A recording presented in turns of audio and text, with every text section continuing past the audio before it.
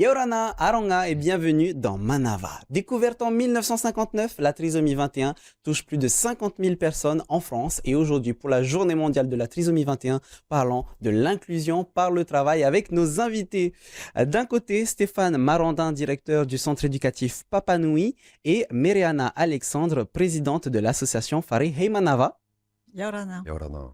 Et de l'autre côté, nous avons Mouirani Tetaourou, responsable contentieux SICAR Assurance, accompagné de Kahili Faatou, stagiaire justement à SICAR Assurance. Yorana.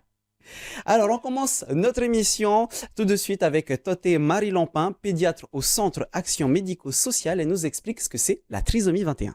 Chaque individu a normalement 46 chromosomes, 23 paires, et quand on est porteur de trisomie 21, on a un chromosome 21 surnuméraire en plus, et donc on en a 3 au lieu de 2. Dans chaque chromosome, il y a différents gènes. Dans le chromosome 21, il y en a un peu plus de 250, et donc il y a une copie en plus qui fait dysfonctionner l'organisation, et il en résulte différentes complications, notamment des anomalies cardiaques qui peuvent être présentes dès la naissance et qui en font en partie la gravité dans les premières années. Heureusement, aujourd'hui, on opère assez facilement ces cardiopathies. Et ça peut engendrer également des malformations digestives, des sténoses au niveau de l'intestin, la maladie de Hirschsprung qui est une autre complication digestive qu'on peut voir. Ça peut donner des anomalies oculaires aussi. Certains enfants naissent avec une cataracte. La caractéristique aussi commune, donc il y a un morphotype particulier au niveau du physique, et puis également souvent présente une déficience intellectuelle qui est modérée. Et donc les patients porteurs de trisomie 21 auront un petit retard dans les acquisitions. Les acquisitions se feront, mais avec un retard qu'il faudra accompagner tout au long de la vie. De retour sur notre plateau, Stéphane, est-ce que tu peux réagir à ce que nous a dit Toté Marie Lampin? Ouais, mais évidemment, de bonnes informations, des informations un petit peu d'ordre génétique. C'est vrai que nous avons, nous, la particularité, la spécificité depuis la création de notre premier établissement, d'accueillir majoritairement des personnes vivant avec la trisomie 21.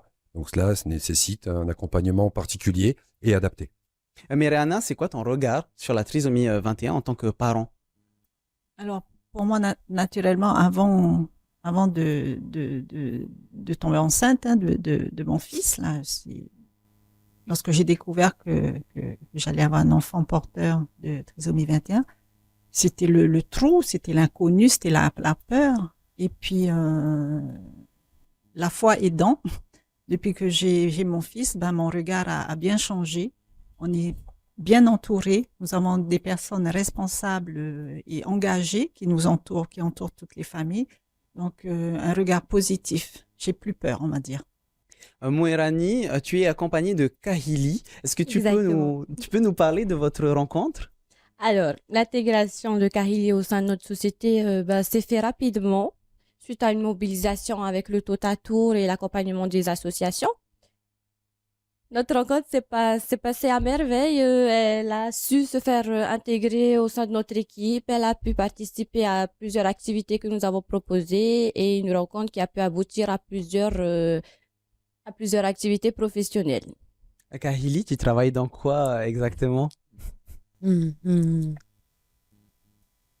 C'est pas grave. Ça fait combien de temps que tu travailles avec Mouirani? 1 an. 1 an? Et ça te plaît? Oui. Tu te souviens, Mouirani, de votre premier entretien ensemble?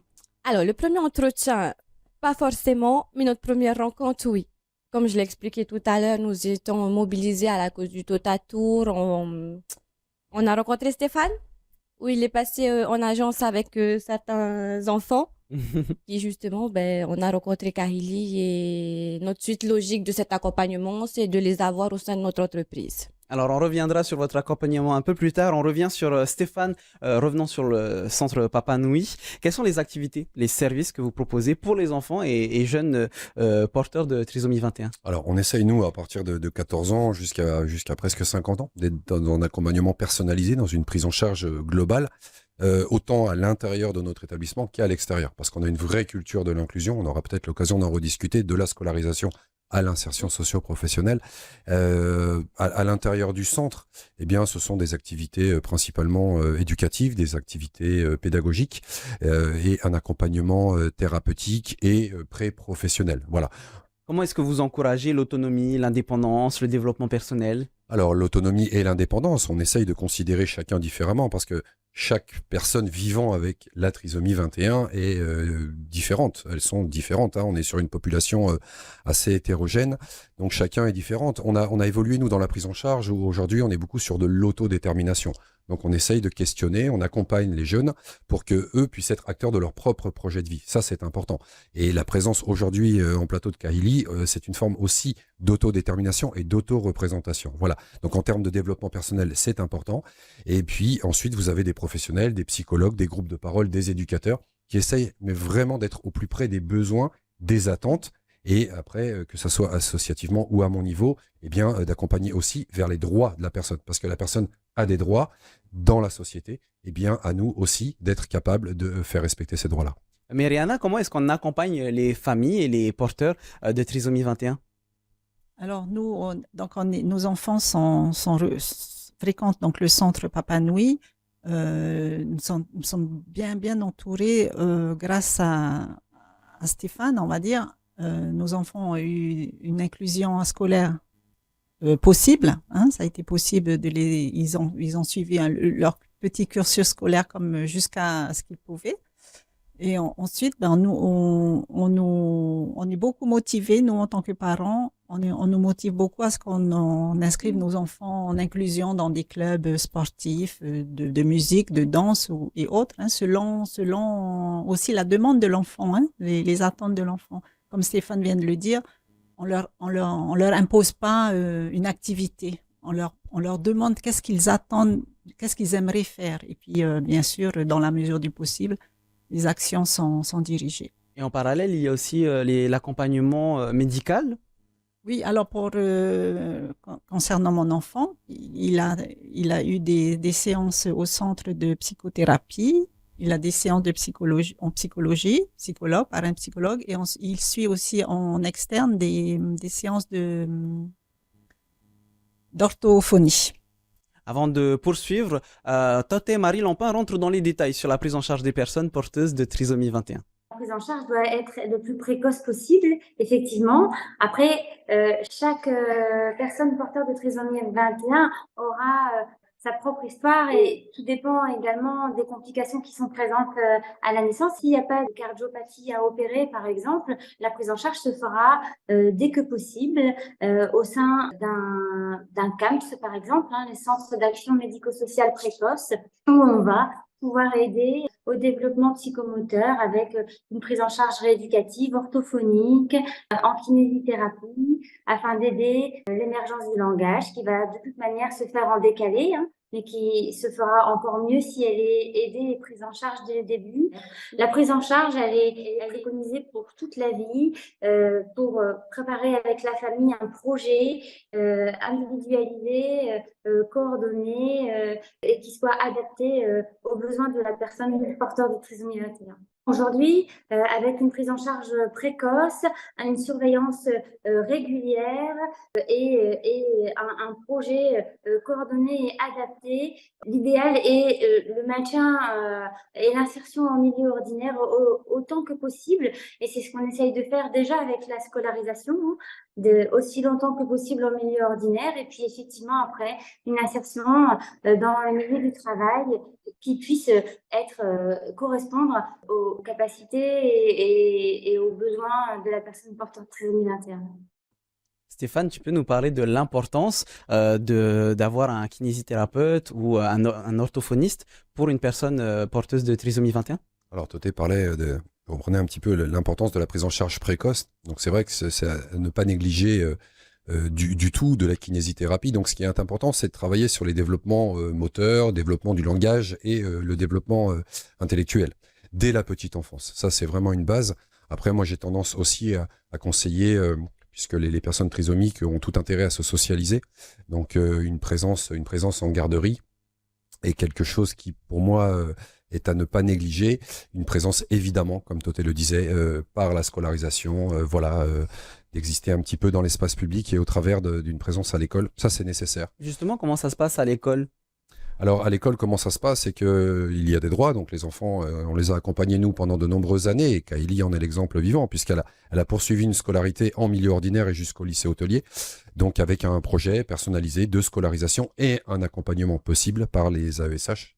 Voilà, sur des projets. Après, l'école a ses limites, le centre a ses limites. L'important, c'est de coordonner, de travailler, c'est ce que disait Toté, travailler ensemble, avec beaucoup d'espoir, mais c'est aussi d'écouter le jeune, et peut-être que parfois, je crois que ça a été l'occasion aussi pour Kahili, à un moment donné, elle a eu envie de retrouver ses pairs et de refréquenter notre établissement. Donc à nous, dans notre politique, dans notre culture inclusive, de lui proposer des possibilités. Et c'est pour ça que je crois qu'il faut féliciter la démarche de chez SICAR, qui est d'offrir cette opportunité inclusive à Kahili aujourd'hui. C'est parfait, puisqu'après l'école vient le travail.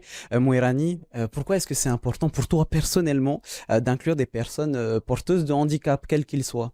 Alors, pour moi, personnellement, l'importance d'accueillir ces personnes portantes de handicap, justement, c'est de montrer à toute la société que malgré nos difficultés ou tout ce que les enfants peuvent avoir, ce n'est pas un frein à leur vie active.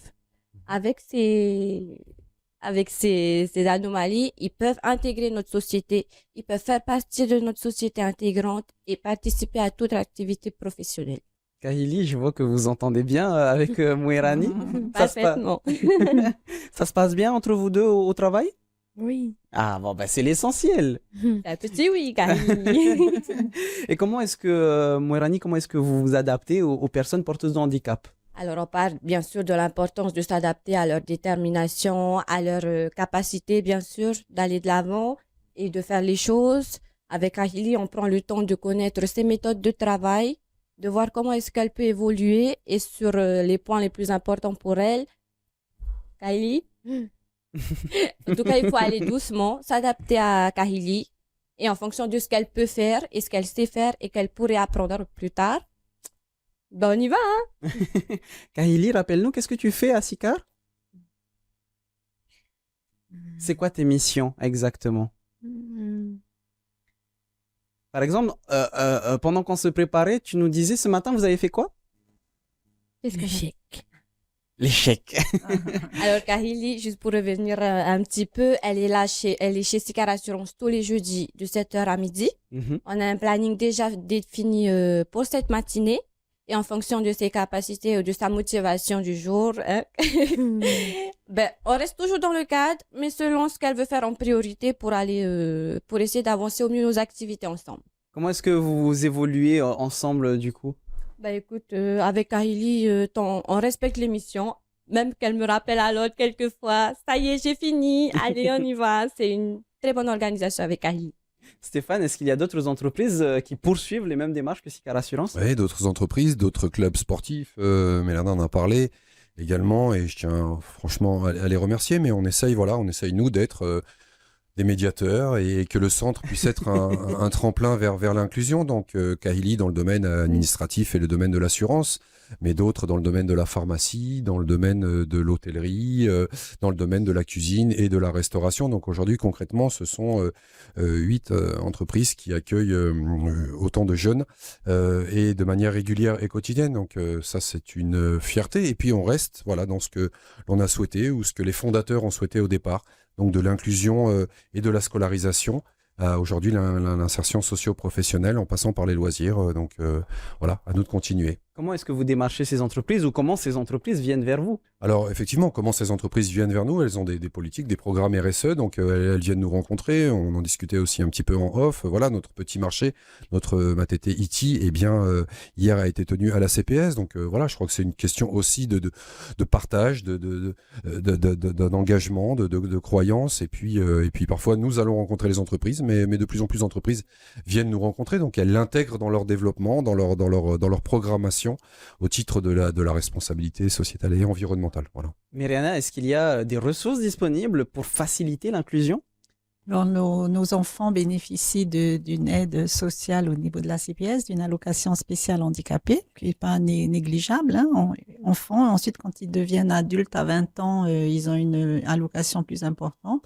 Donc, ça, bien sûr, ils ont une prise en charge médicale quasi, on va dire, 100% pour la plupart. Donc, oui, je pense on est bien, on va dire qu'on est bien nantis de ce côté-là. D'accord. Et par rapport à l'éducation aussi, l'éducation adaptée, vous avez des ressources aussi dans ce milieu? L'éducation adaptée, financièrement parlant, je ne saurais pas quoi dire, mais sinon, de les inclure dans des clubs sportifs, ils sont acceptés. Pour l'instant, non, il y a Des supports peut-être pour les accompagner cette inclusion, pardon. des supports. Peut-être Stéphane, oui? Ouais, des supports, le conseil, hein, mais je prenais un exemple sur le titre de transport. On essaye de faire en sorte aujourd'hui que les jeunes du centre puissent emprunter le service de transport en commun. Donc un droit, c'est la gratuité des transports. Donc nos jeunes ont des cartes de transport et voilà, utilisent aujourd'hui peut-être moins le service de transport que propose le centre que les bus de la ville. Donc ça, c'est une réalité. Et après, je crois aussi qu'il y a quelques possibilités pour les jeunes mineurs d'une prise en charge ou d'un accompagnement pour les frais liés à la licence. Voilà, mais il faudrait que ça puisse être probablement développé après 20 ans. Ça, c'est important. Moirani, de ton côté, est-ce que tu es présente pour accompagner Kahili dans ses tâches, dans ses missions? Ah, mais parfaitement. Je serai toujours présente pour Kahili. C'est un projet qui me tient à cœur. Justement, comme je disais, c'est pour montrer à toute la société que, malgré ce qu'ils ont aujourd'hui, ce n'est pas un frein et ça sera jamais un frein. Tout à l'heure, tu nous disais que parfois elle te disait ça y est, c'est fini. Est-ce qu'elle est Exactement. autonome au final dans ses Elle est missions? autonome dans ses tâches. Par exemple, comme elle disait, elle faisait l'échec. Je lui laisse. Elle connaît ses tâches et elle le fait toute seule. D'accord. Et qu'est-ce que ça apporte au final à l'entreprise? Parce que c'est important aussi de C'est savoir. important pour l'entreprise. Elle participe à nos activités, ce qui fait justement avancer nos missions principales. Moi, par exemple, c'est le service contentieux. Je m'occupe plus particulièrement des relances impayées. Avec Kahili par derrière, elle me suit pour les règlements. Donc, c'est une pierre deux coups, quoi. J'ai envie de dire, ça avance. Kahili, toi, tu es fière du travail que tu fais? Oui. Et tu es fière du travail qu'elle fait, du coup, Moirani? Super. J'ai rien à dire. Stéphane, est-ce qu'il y a des activités de sensibilisation, d'éducation? Parce que Moirani, on le voit, elle est très sensibilisée là-dessus, mais est-ce qu'il y a des actions pour sensibiliser le public? Alors, le Totatour, puisqu'on on a passé la 16e édition du Totatour. Qui vient juste de passer d'ailleurs. Qui vient de se passer, mais et tout le mois de mars, parce qu'on est encore au mois de mars, même si le Totatour est passé, eh bien une exposition sur la thématique du truck et du Tahiti d'antan, dans une brasserie de la place. Donc ça, c'est important. Donc à travers des travaux en art plastique, à travers le fait que les jeunes soient montés sur scène lors du Totatour et de la 16e édition, nos percussionnistes, voilà, c'est aussi de faire connaître et reconnaître. Ça, c'est un des objectifs au travers du Totatour. Donc, de collecter des fonds, évidemment, pour pouvoir autofinancer des activités. Et puis, toute cette démarche aussi inclusive à travers les arts, inclusive à travers la musique. Donc voilà, je crois que plus on va être présent dans l'espace public, plus les personnes trisomiques 21, qui au final sont leurs propres ambassadeurs. On peut en parler des heures, mais je crois que rien ne vaut la présence de Kahili et l'engagement aussi de l'entreprise Sicar. Donc voilà, tout cela peut permettre de donner de l'information. On a d'ailleurs des rendez-vous très prochainement avec des parents qui viennent de donner naissance à des enfants trisomiques en bas âge, ou régulièrement, et dans le cadre des Journées mondiales de la trisomie 21, le 21 mars, cette journée-là aussi, on nous oriente des familles originaires des îles. Donc voilà, nous, c'est de conseiller, c'est de rassurer, c'est d'avoir un discours positif. Et c'est de notre expérience, et c'est de la partager aussi. Parlons aussi de l'inclusion par le sport avec toi, Mariana. Tu peux nous parler de l'initiative comme celle de l'AS Excelsior? Oui, alors au passage, je remercie Martha, qui est monitrice éducatrice au sein du Centre Papanui, qui m'a gentiment proposé d'inscrire Kéani, mon enfant, à la section handball du club Excelsior. Donc, on a commencé il y a pas très longtemps, il y a à peine un mois. Mais je vois que Keani, ça lui plaît beaucoup et ça lui fait rencontrer surtout d'autres enfants parce il est allé dans une école ordinaire lorsqu'il était tout jeune jusqu'à jusqu'à ses possibilités. Ensuite, il a inclus à plein temps le centre Rapa Nui. Donc maintenant, par cette fréquentation de ce club sportif, il rencontre d'autres enfants. Et ce qui est formidable, c'est que tout le club présent accepte Keani facilement. Que peut apporter ce genre d'initiative finalement?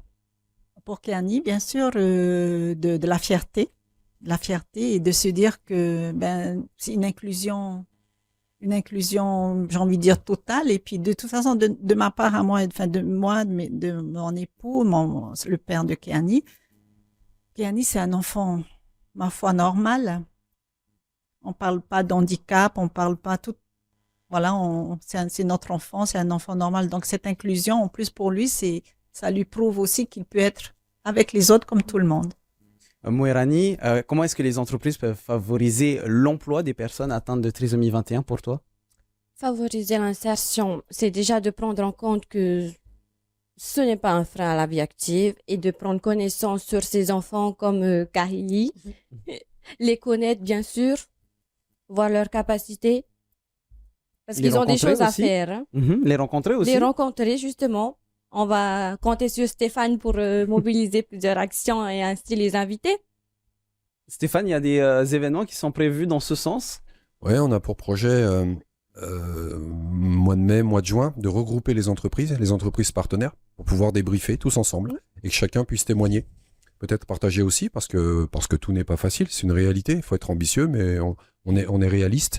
Donc il y a encore du chemin à parcourir. Donc voilà, je pense que ça peut être intéressant de rassembler les entreprises, les responsables d'entreprise, les DRH, et voilà, et de partager un petit peu nos expériences pour pouvoir un petit peu améliorer encore l'insertion socio-professionnelle. Et puis ça, c'est important. Voilà, donc ça, c'est un projet qui me tient à cœur. Le transport jusqu'au lieu de travail, c'est une question compliquée ou comment vous faites?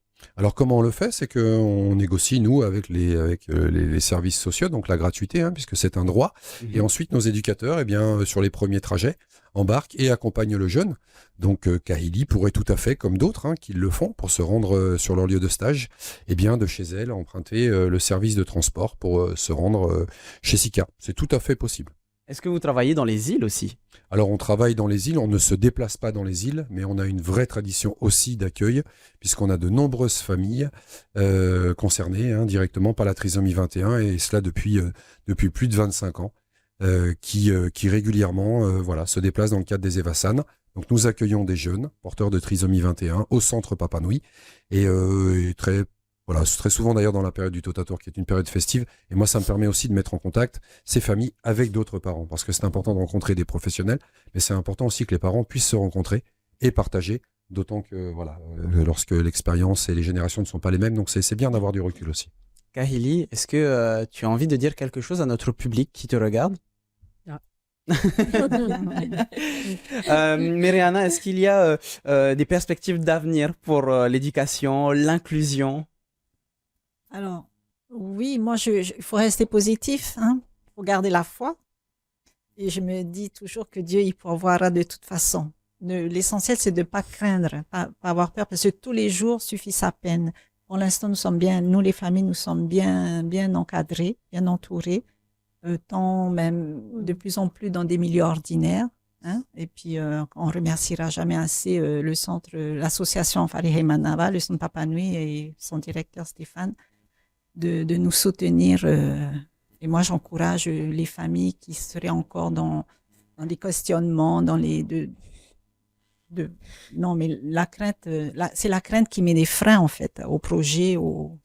Tu vois des évolutions, Stéphane, justement? Oui, l'évolution, bien sûr. Évolution des mentalités, évolution bien sûr. Des choses, de l'inclusion. Bien sûr, depuis 25 ans, je vous dis, moi, on a commencé, on s'est engagé pour la scolarisation, et aujourd'hui, ce sont des clubs sportifs ou des entreprises qui viennent nous démarcher ou nous rencontrer. Donc voilà, pour moi, le centre, on est dans une dynamique qui est très interactive. Donc le centre n'a jamais été un ghetto. On est capable d'exporter un petit peu, on est capable aussi, et les gens viennent, on accueille des stagiaires de plus en plus, des stagiaires qui viennent même de métropole et de toute l'Europe actuellement. Donc voilà, si nous on peut être des médiateurs, continuer à être engagés sans être trop enragés non plus, mais au service du présent et de l'avenir de ces personnes trisomiques, parce que la prise en charge a évolué. La prise en charge, elle n'est plus la même aujourd'hui. Kylie a grandi. Donc voilà, la société grandit aussi. Et comme le disait Moelani, voilà, l'important, c'est qu'on puisse être, nous, aussi, à notre niveau, évidemment, de montrer un petit peu l'exemple et de dire que tout est possible à condition de se donner les moyens de réaliser tout cela ensemble. Oui, Merci beaucoup j'avais à envie toutes et oui. de rajouter que quelle que soit l'inclusion qu'on peut obtenir pour nos enfants dans un club, dans une entreprise, de garder le lien avec l'association, c'est un apport important. Justement, on va mettre le lien pour le contact de l'association. Alors, c'est la page Facebook du Totatour qui est certes déjà finie, mais c'est aussi sur ce lien-là que vous pourrez retrouver le Faré Heymanava, le centre Papanui. Kahili, un dernier mot pour notre public, nos téléspectateurs? Un petit au revoir peut-être? Nana, mon frère. La Merci chance, beaucoup. ton frère. Merci beaucoup à toutes et à tous d'avoir été présents sur notre plateau pour parler de cette journée mondiale de la trisomie 21 et de l'inclusion. L'émission est disponible sur TNTV Replay. Tout de suite, votre VA, votre journal en tahitien. On se retrouve demain à 17h15. En attendant, passez une bonne soirée sur TNTV. Maruru ito tato farerir a, trahuma parhayana.